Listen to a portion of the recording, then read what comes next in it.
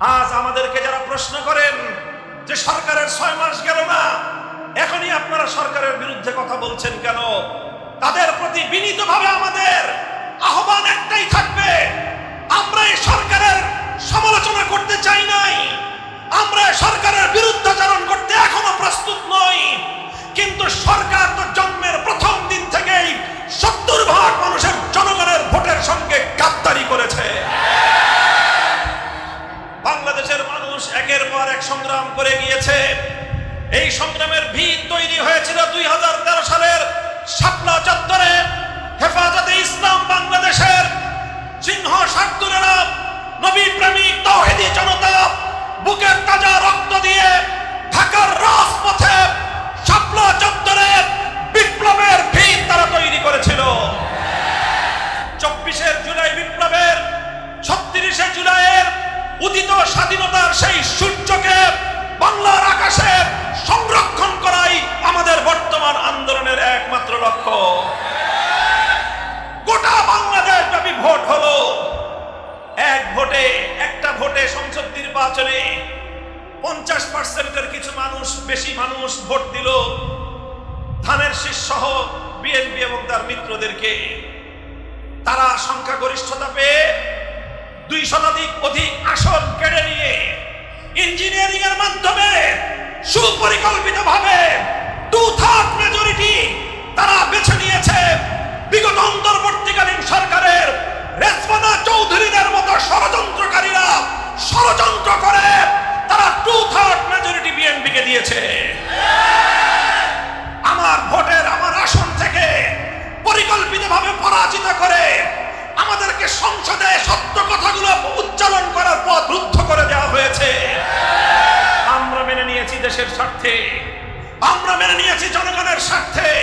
আজ যদি জনগণের 70% মানুষের গণভোটের রায় কার্যকর করার ঘোষণা দেয় বিএনপি প্রধানমন্ত্রী, রাষ্ট্রের প্রধানমন্ত্রী জনাব তারেক জিয়া, আমি টাঙ্গাইলের এই শহীদ মিনার মঞ্চে দাঁড়িয়ে বলতেছি, আগামীকাল থেকে আমাদের গণভোটের রায়ের দাবিতে আয়োজিত প্রতিটি নাগরিক সমাবেশের কর্মসূচি স্থগিত ঘোষণা করব।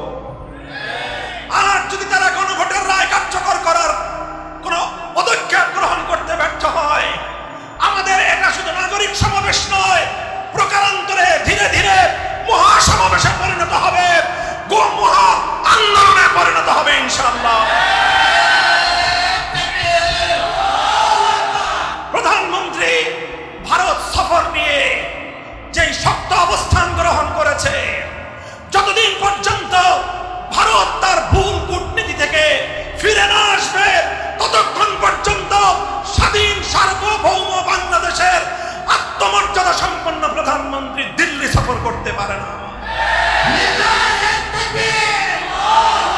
একই দিনে একই মায়ের গর্ভ থেকে 2টা সন্তান জন্ম নিল, একটা যদি হালাল জাদা হয় আর একটা কেমনে হারামজাদা হয়, আর ওইটাই যদি হারামজাদা হবে তাহলে এটা কেমনে হালাল জাদা হয়। যদি এক সন্তান অবৈধ হয় আরেক সন্তান অবৈধ হবে। গণভোট যদি অবৈধ হয়, সংসদ নির্বাচনেরও বৈধতার কোনো সুযোগ নাই।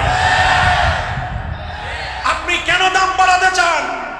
সংসদে বিল উত্থাপন করুন, ওপেন ডিবেট করুন, ওপেন বিতর্ক করুন, আলোচনা সমালোচনা হবে, তারপর ঐক্যমতের সিদ্ধান্তে আপনারা দেশের নিত্য প্রয়োজনীয় মূল্যের দাম যদি বৃদ্ধি করতে হয় বৃদ্ধি করবেন।